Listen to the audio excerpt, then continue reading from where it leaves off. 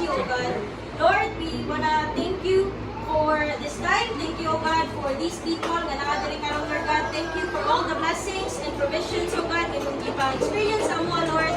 Lord, we also thank you for the new home and the third baby ni Ate Dance, oh God, and the Christian Lord God. Yes. Lord, salamat Ginoo kay another blessings to the both of them also, Lord God, and sa iyang family, Lord God. Lord, we also wanna thank you for protecting us always, Lord.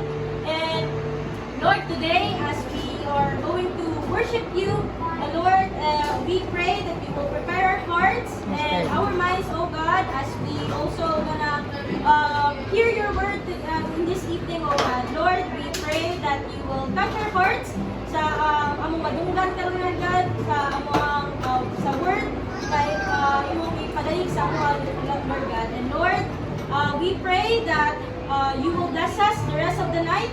And I pray, Lord Jesus, that mag-glorify ka, Ginoo, sa among kanang pagkabuhaton and in our conversations also, Lord God. I pray that you will be the center on it, Lord Jesus. So now, we want to worship you and we praise you, oh God. We love you. In Jesus' name we pray. Amen. Amen.